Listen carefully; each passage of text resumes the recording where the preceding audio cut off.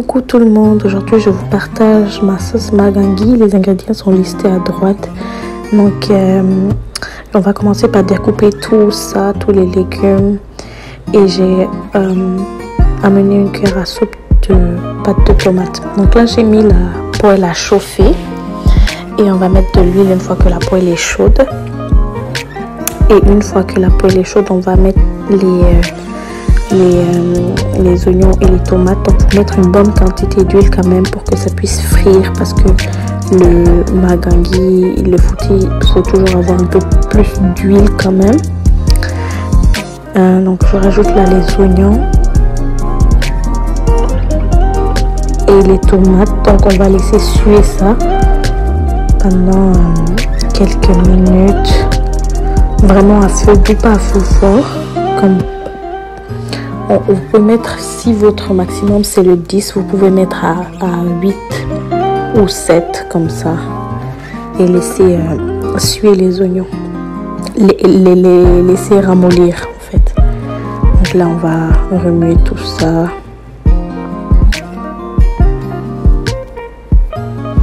C'est difficile de filmer et préparer en même temps, j'ai pas de support de caméra. Donc là je vais saler. Vous pouvez mettre le maggi si vous voulez maintenant, mais moi je mets juste un petit peu de sel pour donner du goût.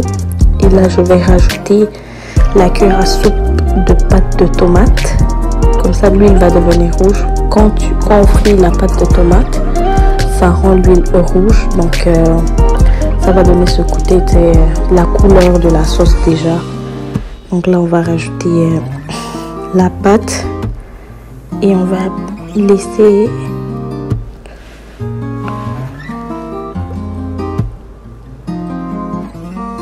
donc là après quelques minutes on voit bien que la couleur a changé, les oignons commencent à ramollir, vraiment tout doucement, faut pas se presser, mais c'est vraiment rapide quand même. Mais faut pas quand même mettre à feu fort, sinon ça va brûler et les ingrédients vont pas cuire. Donc cette étape est vraiment très importante, vraiment laisser la tomate bien cuire et l'huile changer un petit peu de couleur. Donc là j'ai rajouté du poisson séché et de la crevette séchée qu'on m'a amené de la Guinée. C'est facultatif mais ça donne bon goût quand même. Donc j'ai mis du bonga et du samfoui, mais c'est vraiment, ça donne un bon goût, ça fait toute la différence dans le magangui. Mais si vous n'en avez pas, vous pouvez ne pas mettre, c'est facultatif. Donc là je continue à remuer et remuer et je mets du poivre, un petit peu quand même, le poivre. Donc là vous pouvez bien voir que les oignons ont ramolli, que l'huile commence à devenir rouge, donc la couleur commence déjà à se faire. Vous voyez que ça n'a pas brûlé, la tomate n'a pas brûlé, ça a juste ramolli. Bon, j'ai goûté le sel, j'ai trouvé qu'il en manquait, donc j'ai rajouté le sel. Mais comme vraiment, mettez à votre goût le sel et le poivre, vos assaisonnements, rectifiés comme vous les voulez. Donc là, je vais mettre la viande hachée. Une fois que les oignons et les tomates ont ramolli, je vais mettre la viande hachée et je vais remuer ça tout doucement. Il faut vraiment respecter les étapes.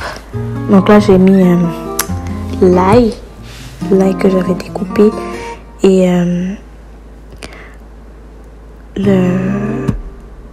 la viande hachée. Il faut vraiment remuer la viande hachée doucement jusqu'à ce que ça ne fasse pas de gros morceaux, que ce soit en petits morceaux. Donc pour ça il faut vraiment bien remuer, il faut détacher la viande.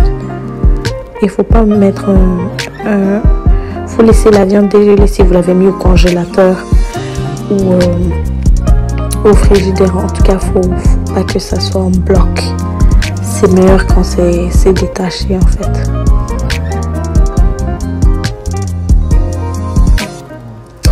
Vous pouvez déjà voir que la couleur, ça commence déjà à donner une belle couleur.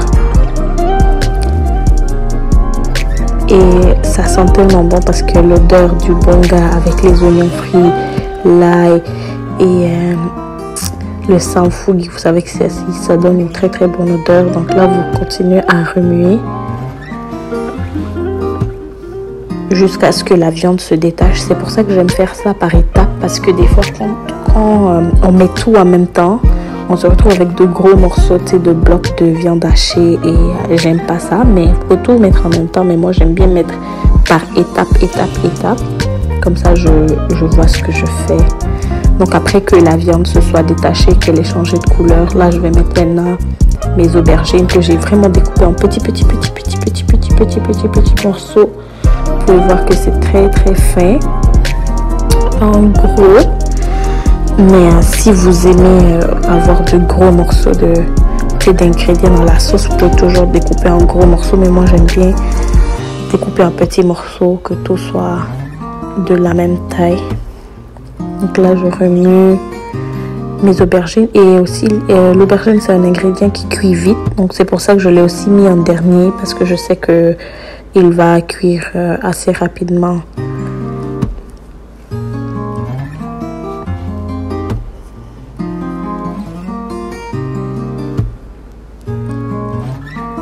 Donc là je remue tout. Et une fois que les aubergines aussi ça sue, donc il y a de l'eau qui est sortie. On voit bien que ça a bien ramolli l'eau. L'eau s'évapore, les oignons, le combo aubergine et oignons, ça sort un peu d'eau. Donc là je rajoute le Maggi. C'est facultatif aussi pour les gens qui n'aiment pas le Maggi. J'ai mis un Maggi crevette. Et je vais remuer ici. Et après je vais rajouter de l'eau.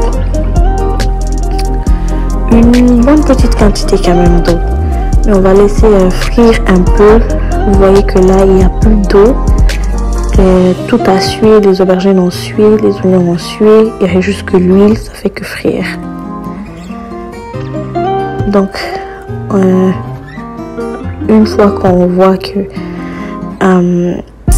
tout a frit, il reste plus d'eau, on va rajouter pas beaucoup d'eau, un petit peu d'eau, parce que en ce moment tous les ingrédients sont quasi bien cuits. Maintenant c'est juste pour que la sauce, ça soit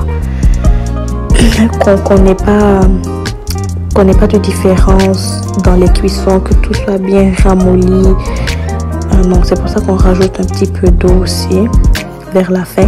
Mais comme vous avez vu, j'avais mis de l'eau chaude dans le poisson frais.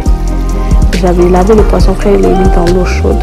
Donc là je l'ai émietté, j'ai enlevé la peau et j'ai enlevé la chair, j'ai mis de côté. Donc là, une fois que maintenant l'eau va se terminer, vous voyez la différence quand on met de l'eau, ça devient plus tendre et c'est comme si ça devient plus consistant par rapport au niveau où on était à la friture. Donc une fois que l'eau commence s'est évaporée à 70%, on va dire, ou 80%, je vais rajouter maintenant mon poisson cru, mon poisson frais. Mais comme je l'ai mis dans l'eau chaude, donc il est pratiquement cuit aussi. Donc là je vais remuer tout ça. Regardez bien comment c'est beau. Donc là on va remuer tout ça et puis c'est très bon de, tu sais, quand tu manges le magangui et que tu rencontres les morceaux de poisson frais, c'est vraiment bon. Ça fait toute la différence en fait. Mais il y a certains qui découpent leur poisson vraiment en petits morceaux. Et moi j'aime bien avoir de gros, pas de, quand même qu'on le sent en bouche en fait.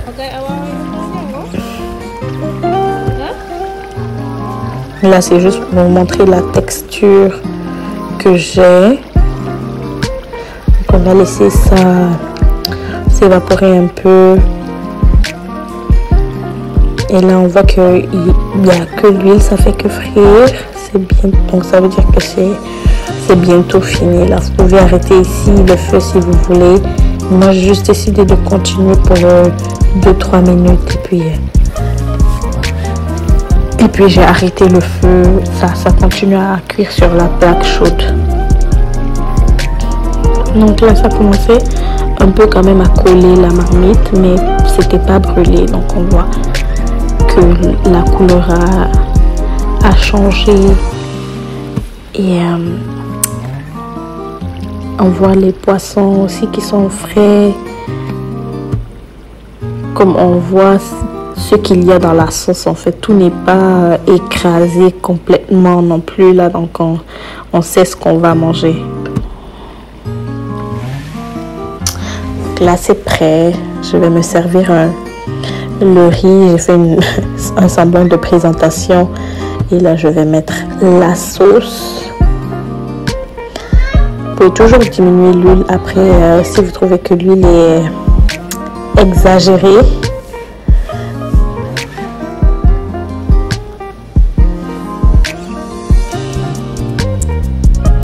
Donc voici à quoi ressemble mon magangui. J'espère que vous avez aimé la vidéo. Si vous avez aimé, n'hésitez pas à commenter, liker, partager et surtout abonnez-vous à ma chaîne. Ça me ferait vraiment plaisir. Vous me donnez de la force si vous vous abonnez. Bonne journée, bye, à la prochaine. N'oubliez pas de mettre du sombara aussi à côté et un peu de beauté.